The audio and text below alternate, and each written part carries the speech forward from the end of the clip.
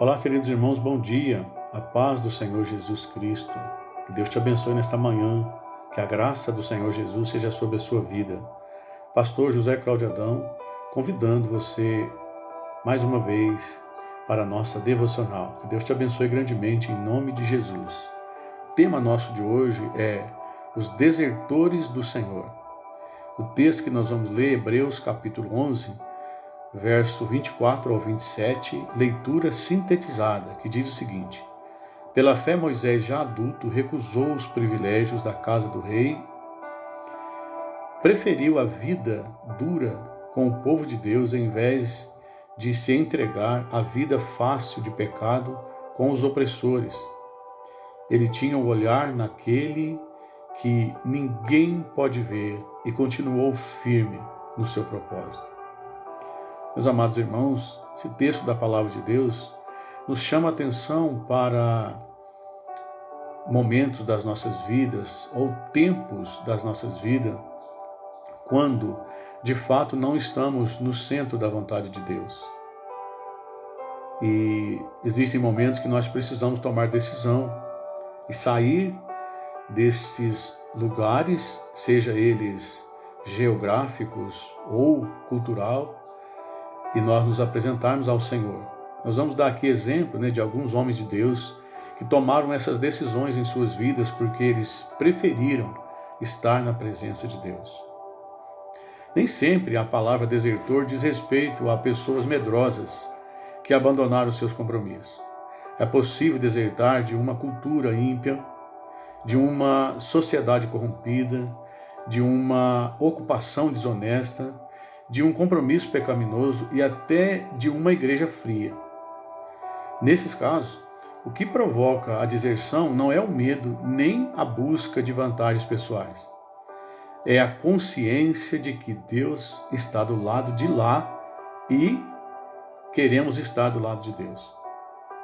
Na verdade, o que está produzindo essa bem-aventurança, deserção, é a busca da santidade pela vida cristã.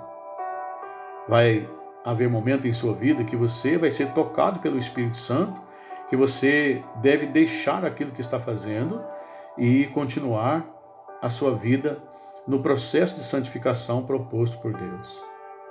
É interessante notar que a reforma religiosa do rei Asa atraiu gente de outras tribos. Disse que Asa, ele congregou, além de congregar todo Judá, ele também congregou Benjamim e Efraim, Manassés e Simeão, que morava aos arredores, porque muitos de Israel desertaram para ele, vendo que o Senhor seu Deus era com ele. A Bíblia diz que Asa foi o terceiro maior rei de Israel, reinou 41 anos, e ele atraiu as pessoas para a presença de Deus. Portanto, seu reino foi um reino de muita prosperidade e de muito temor a Deus. Aí as pessoas que estavam ao redor e via que Asa prosperava, eles vieram para o meio. Está lá em 2 Crônicas, no capítulo 15. Enquanto o reino do norte ia de mal a pior, o reino do sul, que era o reino de Asa, se voltava para o Senhor sob o reinado desse grande rei. A Bíblia está cheia, meus irmãos, de desertores notáveis. O mais conhecido deles, o mais famoso de todos eles foi Abraão. Ele saiu da sua casa, da casa do seu pai, do meio de seus parentes, onde ele estava inclusive muito bem, com mais de 300 empregados, lojas e por aí vai. Ao ouvir a voz do Senhor, ele entendeu que aquele lugar era um bom lugar, mas que não colocava ele dentro do propósito de Deus. Portanto, tomou a decisão de sair, indo para um outro lugar. Gênesis 12.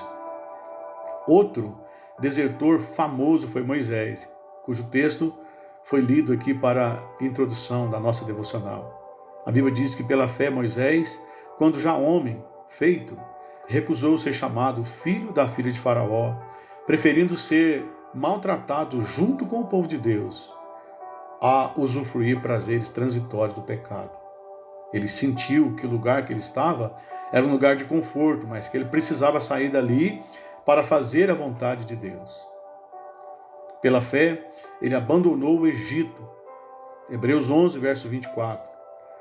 Paulo também é um desertor. Ele deixou de lado a sua ira contra os cristãos e se tornou um deles. A história é contada em Atos 9, mas ele está contando a história para o rei Agripa, no capítulo 26, 19 de Atos.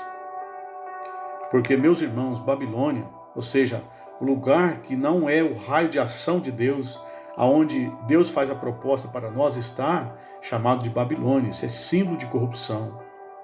O servo do Senhor é convidado a sair do meio do pecado e a desertar-se dali e vir ou fugir para a presença de Deus. Que nós possamos, cada um de nós, nos atermos a essa preocupação. Se percebermos que o lugar onde estamos, seja trabalho, cultura, amizade, até mesmo lazer, se isso não está agradando ao Senhor, é necessário nós fugirmos dali, meus irmãos. Porque existe coisa em nossa vida que nós fazemos que Deus não aprova e que entristece o coração dele. E isso não serve de adianto para nossas vidas. Nós vamos retroagir na fé, no processo da santificação. No capítulo 12 desse mesmo livro, a palavra diz o seguinte: deixemos de lado todo o embaraço e o pecado que tão de perto nos rodeia. Corramos a carreira que nos está proposta, olhando para Jesus, autor e consumador da nossa fé. Precisamos fazer essa meditação. Precisamos fazer essa reflexão diariamente para ver se nós estamos no raio de ação de Deus, dentro do seu propósito ou não. E se não estivermos, precisamos correr para lá. Que Deus te abençoe através dessa palavra. Oremos ao Senhor. Querido Deus, Pai, Filho e Espírito Santo, obrigado pela tua presença em nossa vida. Obrigado pelo teu grande amor dispensado sobre nós. Senhor, que seja sobre a nossa vida a tua mão, meu Deus. Que seja sobre as nossas vidas o poder da tua misericórdia. Que o Senhor venha nos alertar sempre a fugir do pecado e correr para a tua presença. Seja cultura, amizades, lazer, ó grande Deus, que o Senhor nos toca pelo teu Espírito. Nos ajuda nessa caminhada cristã a fugir daquilo que não te agrada, meu Deus. Senhor, nós oramos como sempre pela família constituída.